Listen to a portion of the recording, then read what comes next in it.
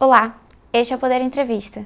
Eu sou Laís Carregosa, repórter do Poder 360 e vou entrevistar Eduardo Antonello, fundador da Golar Power e da Macau Energies, ambas empresas de energia e gás natural.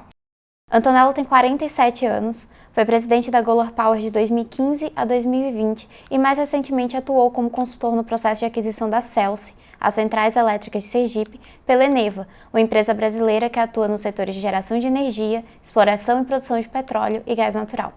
Antonello, muito obrigada por ter aceitado o convite. Obrigado, Luiz. Agradeço também a todos os web espectadores que assistem a este programa. Essa entrevista está sendo gravada no Estúdio Poder 360, em Brasília, em 17 de novembro de 2022.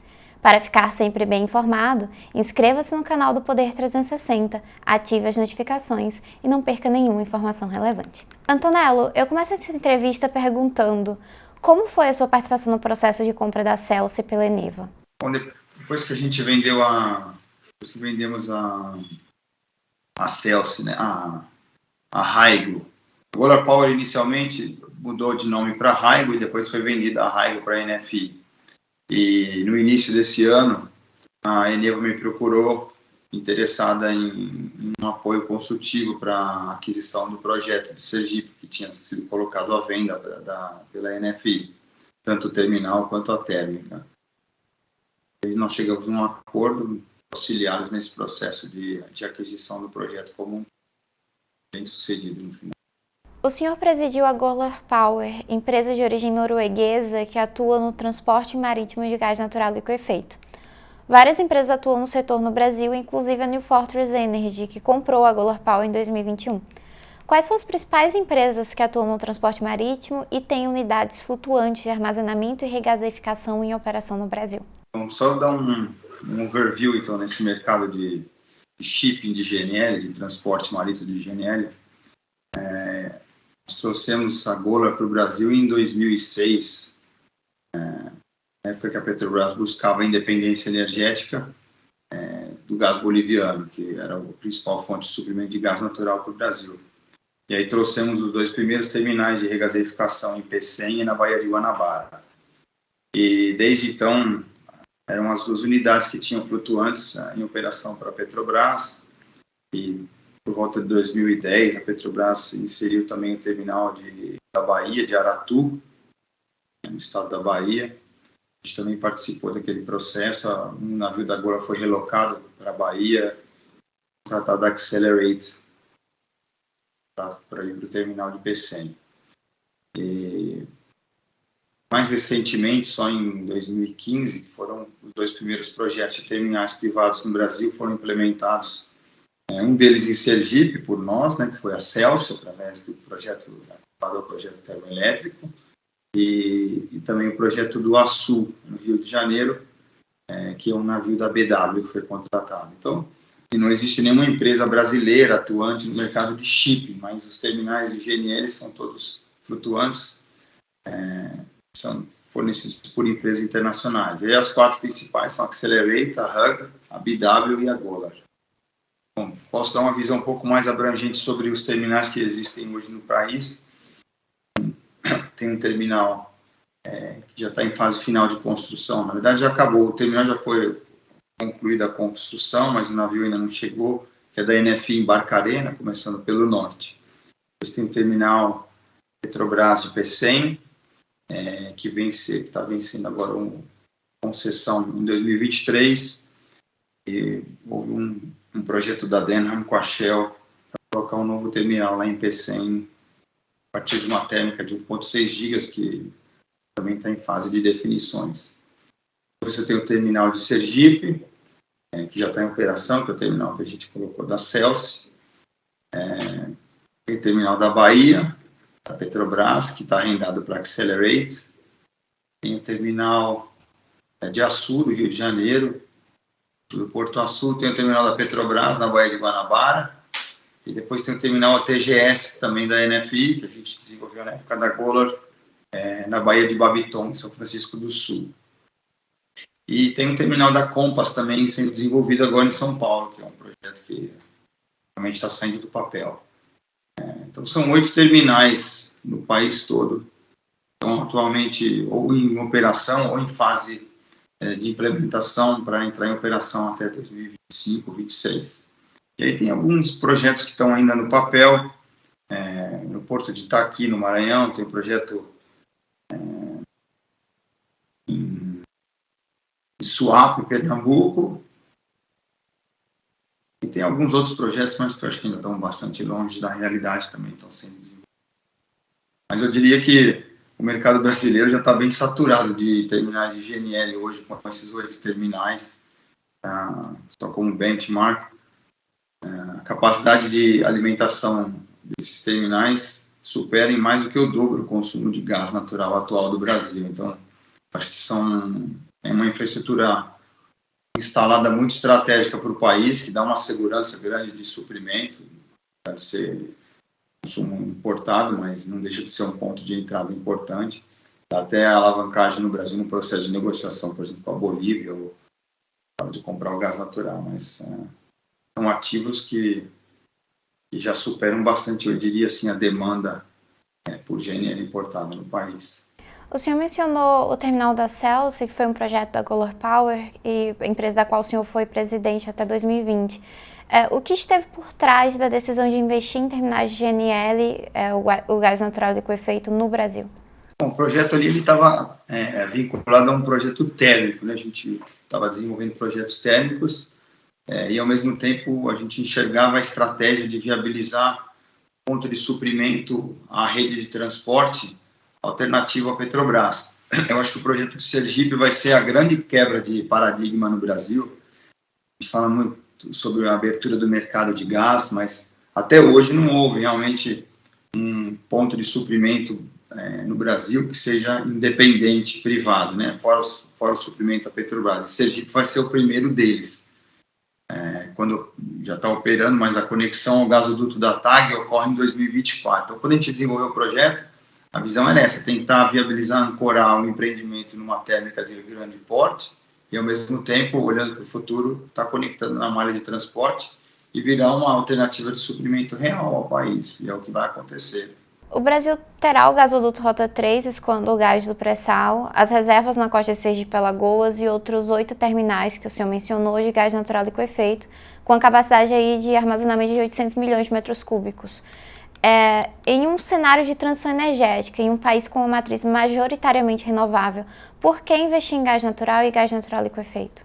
Bom, vou tentar dar a minha visão, pelo menos, de suprimento de energia para o país, né? Obviamente, as renováveis estão ganhando bastante espaço e são altamente nevrálgicas, tanto a solar, quanto a eólica, quanto a energia hídrica que a gente tem. Só que são energias que são voláteis, né, do ponto de vista de geração, e que precisam de um backup de qualquer forma. Então, do ponto de vista do setor, focando somente no setor energético, o gás natural, o GNL principalmente, tem sido uma opção muito interessante para você fazer o backup das renováveis, porque os produtores de campos de gás, tanto terrestre quanto offshore, não gostam de uma demanda tão volátil quanto térmicas flexíveis. E para você poder fazer o backup, né, das plantas de solares, eólicas e da hídrica, você precisa de uma energia térmica flexível. O sistema vem contratando esse tipo de energia. Sergipe é um exemplo disso. É uma térmica 100% flexível.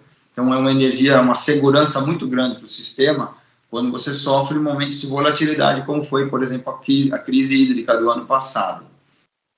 E, nesse ponto, o melhor modal de flexibilidade é o GNL. Você tem eles tocados nos terminais e consegue estar atendendo essas térmicas flexíveis quando elas são demandadas. Eu entendo assim, que vão crescer, esse tipo de projeto flexível vai crescer em paralelo com os projetos renováveis no futuro, que não vão deixar de ser voláteis do ponto de vista de geração.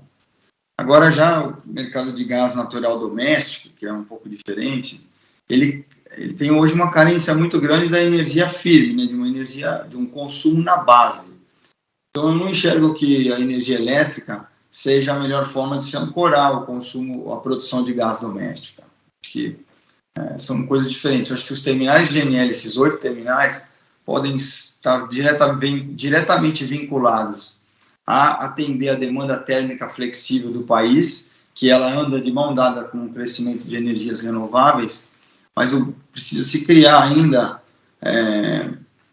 uma demanda firme na base de larga escala para viabilizar o escoamento e produção do gás doméstico, que é o caso do Rota 3, que vai entrar 23 milhões de metros cúbicos por dia, depois você tem Sergipe e Alagoas com mais 18 milhões de metros cúbicos por dia, tem diversos players independentes, ainda pequenos no mercado também atuante, mas todos esses produtores de gás precisam de uma demanda de consumo muito mais firme. Então,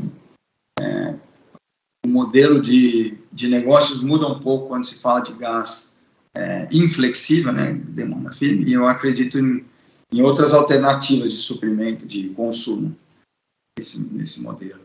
Essa é a minha próxima pergunta. Os produtores de gás apontam que a criação de uma demanda firme e contratos de longo prazo podem estimular a redução do preço.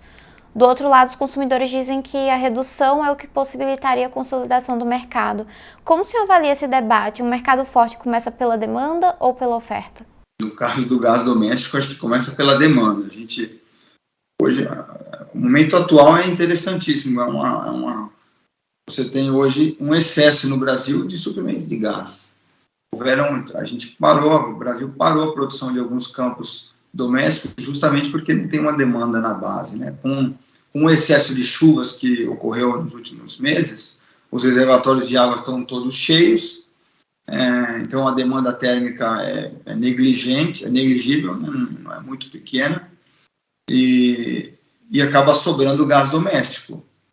E no Brasil é importante entender que existe uma diferença grande entre gás associado e os campos de gás mesmo. Então a Petrobras sempre tenho visto comentários sobre isso, eu acho que as pessoas têm dificuldade de entender.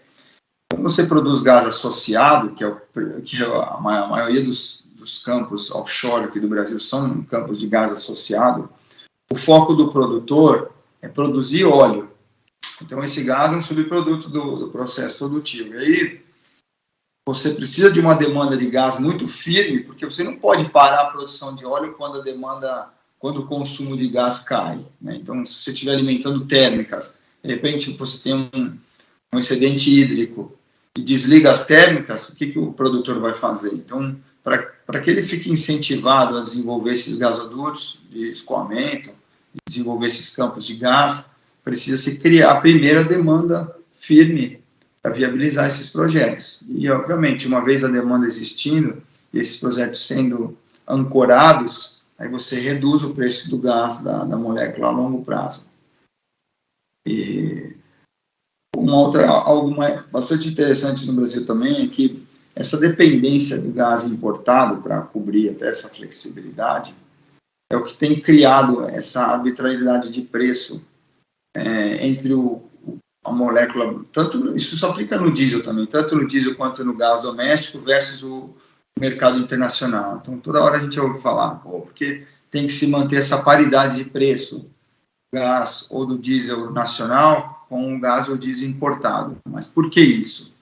Porque como o Brasil ainda não é autossuficiente, todas as vezes que o mercado lá fora desponta, como agora o Brent a $90, se a gente precisa importar um pedaço do nosso suprimento, então, ou você aumenta o preço nacional ou ninguém importa, porque quem vai estar importando um produto para tomar prejuízo, né? Ninguém. Então, se a gente conseguisse chegar num modelo de independência energética total, a gente não teria mais essa questão de precisar estar acompanhando o mercado internacional no que se refere à paridade.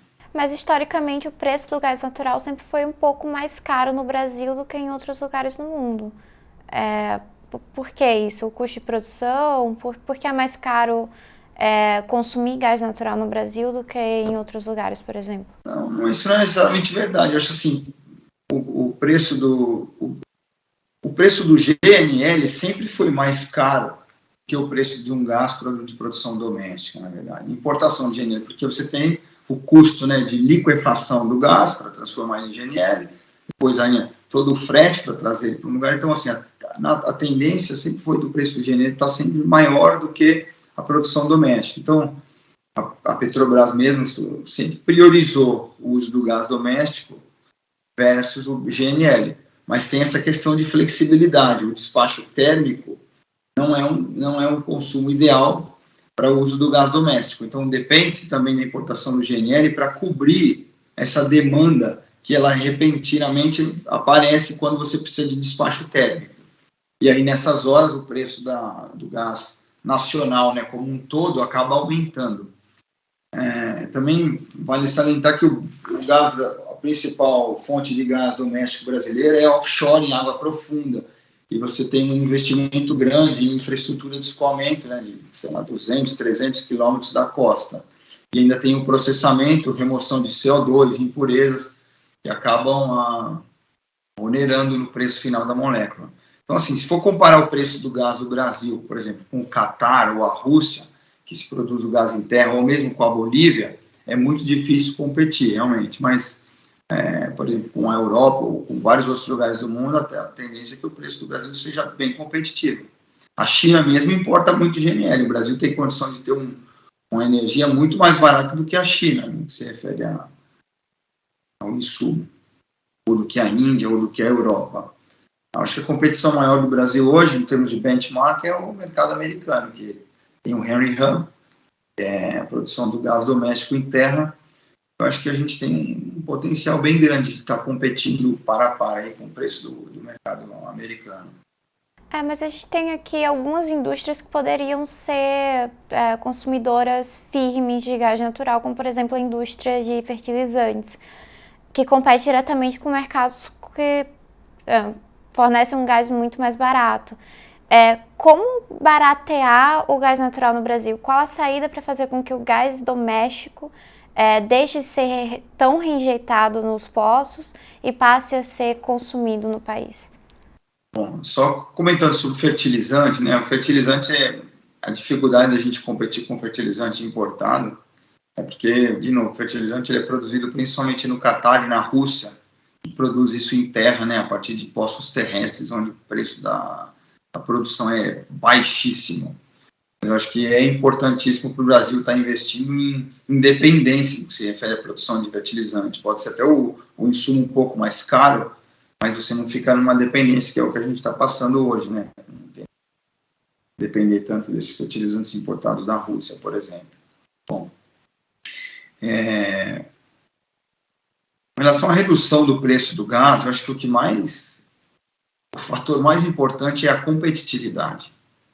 Acho que falta competitividade hoje no mercado brasileiro para que as empresas realmente se esforcem em estar reduzindo o preço da molécula. Se a Petrobras continua sendo uma supridora praticamente exclusiva, né, os fornecedores alternativos hoje são pequenos comparado com o que a Petrobras alimenta o país. Então ela consegue arbitrar esse preço de forma muito independente, isso daí dificulta bastante a competitividade. Mas eu acho que a gente está no caminho certo, já está havendo uma abertura importante de mercado. Por enquanto a abertura está sendo mais de infraestrutura, né? Você tem visto os desinvestimentos da Petrobras foram muito mais na venda dos gasodutos, mas mantendo a contratação da capacidade desses gasodutos. Então, assim, não houve ainda uma abertura relevante do mercado, mas já se iniciou esse processo. E eu acho que a grande quebra de paradigma e o que vai acontecer, vai ser importantíssimo no futuro, é a conexão desses terminais de GNL na malha de transporte. Eu acho que, e, obviamente, quando o preço do GNL permitir também um pouco mais de competitividade, porque hoje, por causa dessa guerra na Ucrânia, os preços do GNL dispararam de uma forma absurda. Então, assim, pelo menos um horizonte de 1 a 2 anos, eu acho difícil de competir com o que se produz no Brasil, mas existem volumes de investimentos altíssimos em plantas de liquefação nos Estados Unidos, Oriente Médio, são mais de 40 bilhões de dólares sendo investidos agora em novas plantas de liquefação. Assim, é uma tese pessoal minha de que o preço do GNL tende a cair de novo num horizonte de 2, 3 anos. Foi similar ao que aconteceu no passado, quando a gente chegou a importar GNL aqui no Brasil em 2019, 2 anos atrás, por $2 milhão de BTU. Então, a partir do momento que esses terminais estiverem conectados à malha e o GNL poder, de novo, voltar a esses patamares, aí você vai ver uma competitividade realmente verdadeira e a tendência é que o preço caia assim. o Brasil está numa situação muito única no que se refere ao suprimento de gás natural. É muito estratégico que o país consiga desenvolver essas reservas. A gente consegue, através do gás natural, viabilizar a total independência energética do Brasil. Eu lembro quando a gente descobriu o pré-sal, falava-se muito na independência energética do Brasil, mas produção de óleo bruto não significa dependência energética. Você vê, hoje a gente ainda importa 20%, 30% do diesel e do GLP. Independência energética é quando você não precisa de mais importar nenhum derivado e nada. E a única forma de conseguir isso é realmente desenvolvendo a produção de gás natural doméstico. Eu queria voltar a 2 pontos que o senhor mencionou. Primeiro, o senhor falou sobre uma futura redução do preço do gás natural liquefeito no mercado internacional. Hoje, o insumo é pressionado por uma questão geopolítica. Essa redução, ela considera a resolução desse conflito? Sem dúvida vai ajudar muito. Eu acho que vai ter uma mudança nos fluxos de commodities. No futuro vão ficar constantemente. Então a tendência é que a Europa não volte a importar mais o gás russo. Pode ver o que está acontecendo.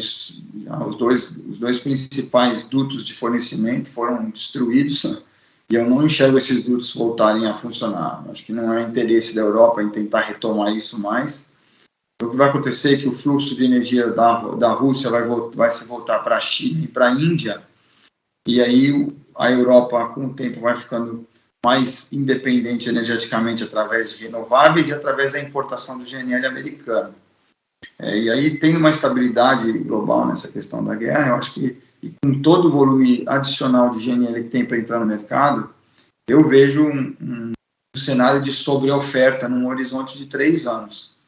Digamos que essa guerra acabar, né, nesse período de tempo, que eu acredito que vai acabar, né, não dá para manter isso de forma contínua, mas tendo essa questão da Ucrânia estabilizada, um horizonte de 2 a 3 anos, a tendência é que o gás volte a patamares bastante atraentes.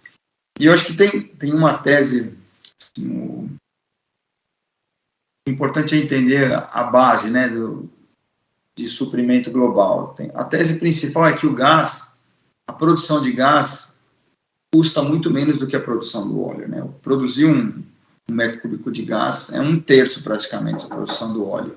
Então não tem como se negar isso. E o segundo ponto é que as reservas de gás no mundo são muito superiores às reservas de óleo. A gente tem hoje no planeta mais de 150 anos de reserva de gás comprovada. Então, é um insumo que a gente tem bastante abundância nos próximos anos e que custa muito menos para se produzir. Então, é natural que o potencial do gás natural de ter um papel muito mais importante na matriz energética global se fortaleça. Em paralelo com as renováveis, mas você vê hoje, se você pegar o planeta inteiro, energia renovável ainda representa um percentual ínfimo de consumo energético. O segundo ponto que eu gostaria de tocar é: o Brasil é rico em gás natural no pré-sal, mas cerca de metade do gás é reinjetado nos poços. Ao mesmo tempo, termoelétricas brasileiras usam gás natural liquefeito importado, por exemplo, em Sergipe. Como fazer o Brasil usar mais o seu próprio gás natural e importar menos? Bom, eu acho... Vamos lá. O modelo ideal de fornecimento para despacho termoelétrico flexível, que eu acho que não faz sentido para o consumidor brasileiro estar fomentando desenvolvimento de térmicas na base. Eu acho que as térmicas flexíveis são o melhor modelo, porque você pode gerar energia mais barato, seja renovável, seja solar, eólica ou hídrica, e no momento que você tem uma demanda maior, ou que você não tenha os reservatórios cheios, você poder acionar as térmicas, que vão ser sempre um pouco mais caras. E no modelo de suprimento flexível, o melhor gás é o GNL. Porque você, de novo, com térmicas, se você for para um produto, pedir para um produtor de gás doméstico, associado, por exemplo, aqui no Brasil, para ele te fornecer gás 100% de flexibilidade, é um modelo muito ruim, porque para ele precisa produzir o gás dele e vender o gás dele constantemente, né, ter o flow assurance, você está constantemente vendendo aquele gás para não ficar dependendo de de flexibilidade. Então, você tem que estar com ele sendo fornecido constantemente. Então, o GNL se aplica muito bem a esse modelo de consumo de energia elétrica flexível. E aí você tem a questão do gás associado doméstico, que eu acho que é muito importante que o Brasil se torne independente do ponto de vista industrial, que consiga viabilizar essas reservas de gás. E aí tem que se criar uma demanda para esse gás associado, gás doméstico nosso. E essa demanda não é a demanda térmica. Pode-se criar um pouco de demanda para o gás associado térmico, mas no final não é uma conjuntura sólida o suficiente para viabilizar o potencial de produção que a gente tem no Brasil, de 50, 60, 70 milhões de metros cúbicos por dia a gente poderia estar gerando se a gente tivesse demanda. E aí a tese que eu acredito bastante é uma tese de uso do gás doméstico para substituir os insumos importados, que são o diesel e o GLP. Aí sim você tem uma demanda na base, né, uma demanda firme e constante, que você deixa de importar um insumo para substituir com um insumo nacional. Mas não é o GNL, porque o GNL, se a gente importa só quando precisa, essa flexibilidade que ele traz é estratégica. E o Brasil agora já está servido de terminais de GNL, então não é uma questão, vamos investir, terminar o GNL. Acho que foi muito bom, esses 8 terminais que a gente tem são terminais que estão totalmente ancorados, não precisam de subsídio nenhum, né? Eles já são investimentos efetuados, concretizados, sem subsídios. Então, aí, para disponibilizar esse GNL para energia flexível. Então, agora vamos criar demanda para uma energia firme, na base, para viabilizar o gás associado, o desenvolvimento dos campos nacionais. E a melhor forma de fazer isso é substituindo os insumos importados, sendo o diesel e GLP o principal deles, que hoje o Brasil não importa 30% praticamente de ambos. O senhor fala, no caso, em expandir o mercado GNV, gás natural veicular. Sim, expandir o mercado. Acho que, somente em veículos pesados, se você observar quanto que o Brasil consome em óleo diesel, por exemplo, em ônibus e caminhões sozinhos. Pra você ter uma ideia, é mais do que o dobro do que o Brasil consome em gás natural para tudo. Então, você pegar todo o gás natural consumido no Brasil, industrial, doméstico, GNV, tudo junto, é metade do que se consome em óleo diesel só em caminhão e ônibus. Olha o potencial desse mercado. E, ao mesmo tempo, a gente ainda importa 30% desse diesel. Então, se você pegar 30% de diesel importado, para não ter mais dependência de importação de diesel, que seria muito bom para o Brasil, né? Para não ter que ficar seguindo essa paridade internacional. Você reduziria, isso iria forçar a redução do preço do diesel no Brasil. E aí você cria a demanda para o mercado de gás doméstico natural, substituindo o diesel. A mesma coisa para o GLP. A gente tem potencial de produção de gás doméstico hoje, associado e não associado, suficiente para substituir 100% do consumo de diesel e GLP importado. Eu acho que esse é um foco de extrema relevância e um potencial de realmente trazer total independência energética ao Brasil, que nunca aconteceu até agora, mas a gente tem esse potencial. Esses dutos de escoamento de gás offshore não vão acontecer se não houver uma demanda dessa firme na base. Então, se a gente fomentar o uso do gás natural, por exemplo, substituindo o diesel GLP importado, automaticamente a gente vai fomentar que essas empresas produtoras desenvolvam esses dutos de escoamento e, no final, a gente vai ter um mercado muito mais equilibrado e competitivo que possa trazer o custo para o consumidor final lá para baixo. Mas de quanto tempo a gente precisa para poder converter essa frota rodoviária de diesel para consumidora GNV?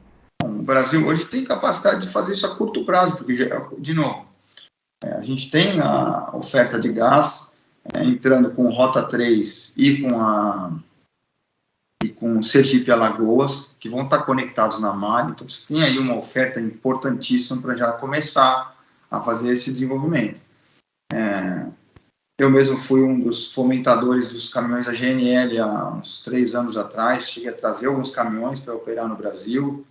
Depois, quando a gente vendeu a empresa para a NFI, acabou que a NFI quis focar nisso, né, teve outras prioridades. Mas você vê a Scania, na época, um exemplo, né, que foi com quem a gente conversou também, estava falando sobre produzir caminhão a GNV, e tinha uma expectativa de venda de caminhão de GNV pequenininha, muito pequena, e hoje já se viu o volume de caminhões da GNV que foram vendidos mesmo sem quase esforço comercial nenhum por parte de ninguém. Então, assim, existe já uma demanda hoje reprimida. Se os produtores de caminhões estivessem oferecendo veículos a gás natural, seja ele o GNL quanto o GNV, eu só acredito mais no GNL porque a autonomia do veículo acaba sendo muito maior se você usa ele com comprimido, mas existe uma demanda importante em ambos os casos. Isso pode ser, eu diria, num horizonte de 2 anos, a gente poderia ter uma mudança muito grande já nessa. Falando agora sobre a nova lei do gás, que foi publicada em 2021 e prometia baratear o insumo, incentivando o crescimento do mercado consumidor, o que falta ser regulamentado para que a lei se torne de fato efetiva? Acho que a gente precisa, de novo, incentivar ainda mais o uso do gás natural na substituição desses insumos importados. Acho que o foco principal que eu acredito que falte é isso. A outra coisa é a abertura, de uma forma mais clara e concreta, de acesso e uso da capacidade dutoviária. A lei do gás ela foi muito bem feita, acho que foi uma lei muito positiva para o país, a forma como ela foi contemplada, mas existe espaço ainda para fomentar ainda mais o uso do gás natural, principalmente a forçar um pouco mais essas questões de escoamento de gás. Mas uma coisa está atrelada à outra, você não pode forçar o escoamento por parte dos produtores se você ao mesmo tempo não estiver ajudando eles a criar demanda para esse gás, né? Porque vai investir, fazer escoamento, unidades de tratamento, e aí, cadê a demanda para isso? Então, as duas coisas andam em paralelo. Então, acho que seria complementar a lei do gás que já foi desenvolvida. O segundo passo agora é tentar realmente implementar medidas que fomentem o consumo na base e o escoamento e a abertura dutoviária, do acesso dutoviário. Essa questão de swap de gás, você injetar o gás num ponto, pegar do outro, acho que o sistema tem que ser flexibilizado para ter mais abertura no que se refere aos consumidores livres de gás, para que as pessoas possam ter um acesso mais às indústrias também, mais fácil e menos burocrático à molécula, que é o que acontece no diesel, por exemplo. Pela facilidade de logística, né, e de escoamento do diesel de GLP, tem que acontecer a mesma coisa com o gás. Sobre esse ponto, o senhor pode explicar a quem nos assiste como funciona o mercado de transporte de gás natural no Brasil? Por que não é possível injetar o gás no Ceará, por exemplo, e o consumidor receber o gás em Santa Catarina? O que é que impossibilita essa interconexão das malhas? Primeiro, a questão tarifária. Ainda existe uma complexidade muito grande no modelo tarifário que viabilize, por exemplo, você injetar gás num ponto e tirar do outro, sendo, por exemplo, considerando-se as distâncias ou os volumes. Então, o modal tarifário tem que ser simplificado. E, em segundo lugar, você tem a questão física de escoamento dos dutos, né? Como a Petrobras sempre foi praticamente a operadora única de todo o sistema dutoviário, não tem clareza para a indústria como que é efetuada o cálculo de tarifa para esses dutos. Mas existem restrições de fluxo físico mesmo. Por exemplo, você falou Pecém, né? Você tem um terminal lá em Pecém, você injeta gás em Pecém, é viável você tirar o gás do Rio Grande do Sul, injetando em Pecém? Dependendo do volume, isso depende também do volume, porque existem restrições de fluxo em trechos específicos. Esse duto que corre a costa, ele não é um duto de um diâmetro único que você consegue equalizar muito facilmente. Então, tem que ter momentos de swap que você não vai injetar em Pecém e vai tirar ele no Rio Grande do Sul, mas você pode fazer trocas de um cara que está ali perto do Rio Grande do Sul, que estaria injetando, por exemplo, em São Paulo e tirando lá perto do Rio Grande do Norte, você fazer uma troca com ele. Então, o cara que você injeta em Pecém para tirar no Rio Grande do Norte, o cara que está injetando em São Paulo, em Santa Catarina, tira no Rio Grande do Sul. É um swap de gás. Então, a regulamentação de swaps para fazer essas trocas de trading de molécula dentro do sistema dutoviário precisa ser simplificada para poder viabilizar que clientes privados, né, e consumidores livres tenham muito mais flexibilidade e agilidade na hora de comprar e vender. Hoje em dia é um processo extremamente complexo. Se você quiser comprar o gás e tirar um ponto específico, a complexidade é grande. Antonello, o mercado de gás natural liquefeito de pequena escala também foi uma iniciativa da Golar Power no Brasil. Hoje, como o senhor avalia esse mercado e há espaço para crescer? Sim, eu acredito muito nesse mercado. A gente criou a Macau Energy justamente focando nisso, porque o Brasil é um país de dimensão continental, você tem um duto de transporte ao longo de toda a costa, mas o gás não chega em muitos lugares que poderia ter uma demanda. Então, você poderia estar fomentando um crescimento econômico e industrial relevante se você tivesse uma oferta de gás em qualquer ponto do país, o que não é o caso hoje. Eu não acredito na viabilidade econômica, também não acho que o consumidor tem que estar pagando para a construção de gasoduto. Então, essa questão do duto de pequena escala é uma solução muito interessante, você tirar o gás em lugares estratégicos ao longo da malha ou dos terminais e você transportá-lo, se for distâncias mais curtas, através do GNV, do GNC, do gás comprimido, e em distâncias mais longas você fazer esse transporte através do GNL, ele liquefeito, que te permite atuar num raio de distância de até 1.000 quilômetros. E o modal logístico principal é o rodoviário e o ferroviário, eventualmente, né? Que é o que já acontece com o diesel. Hoje, se você olhar, pensa assim, onde é que tira diesel hoje no Brasil, né? Quais os pontos de abastecimento de diesel? São poucos pontos. Se bobear, a capacidade total de armazenamento de diesel no Brasil inteira hoje deve ser menor do que a de GNL, um exemplo, né? Em termos de capacidade instalada.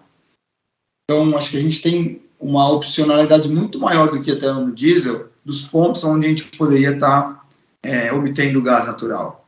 E aí você adota essa modal rodoviário para estar levando gás natural nos pontos de consumo, igual faz com diesel, igual faz com GLP. Então, seria muito similar. Eu acho que o gás natural já atualmente é mais bem servido, até porque você tem toda essa malha de transporte e distribuição, você possa estar originando esses volumes para fazer a distribuição em pequena escala. E aqui eu tenho acompanhado esse mercado bastante, ele tem crescido muito. Já tem vários players pequenos no mercado fazendo isso, em parceria com as distribuidoras, por exemplo, desenvolvendo projetos estruturantes que você compra, você faz isso em parceria com a distribuidora, coloca uma base de compressão ou uma base de liquefação na extremidade do duto e em parceria com a distribuidora você leva isso para um cliente industrial numa outra ponta, a 1.000 quilômetros de distância.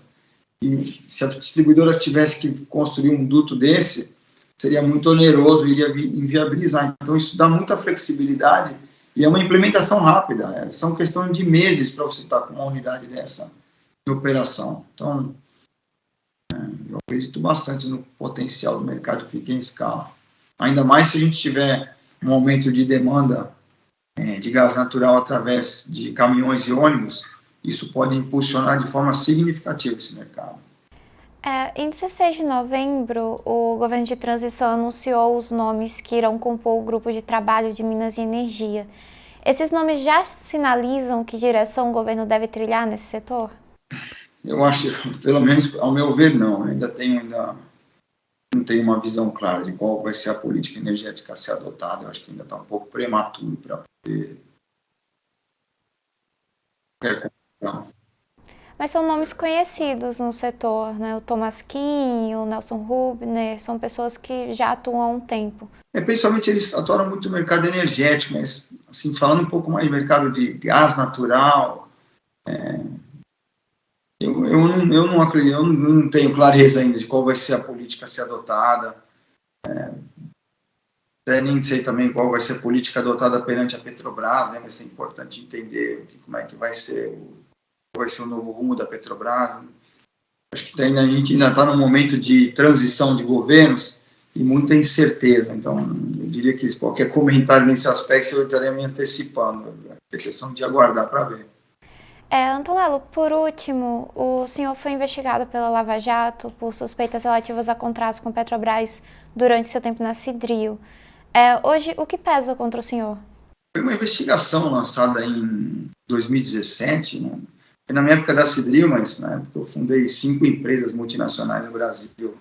Isso foi uma investigação que fizeram proveniente de uma delação que citaram o meu nome, aí lançaram uma investigação e a mídia lançou isso na imprensa de uma forma muito negativa. Mas essa investigação foi arquivada já, ela nunca gerou nenhuma denúncia contra mim, nunca houve respaldo em termos de provas nem nada. Assim, já morreu faz tempo. Foi bem ruim em termos de exposição de mídia, principalmente, mas graças a Deus já acabou. Já. Imagina a virada. Chega ao final esta edição do Poder Entrevista. Em nome do jornal digital Poder 360, eu agradeço Eduardo Antonello. Obrigado. Espero que eu possa ter contribuído um pouco com vocês. Valeu. Agradeço também a todos os web espectadores que assistiram a este programa. Essa entrevista foi gravada no Estúdio Poder 360, em Brasília, em 17 de novembro de 2022. Para ficar sempre bem informado, inscreva-se no canal do Poder 360, ative as notificações e não perca nenhuma informação relevante. Muito obrigada e até a próxima.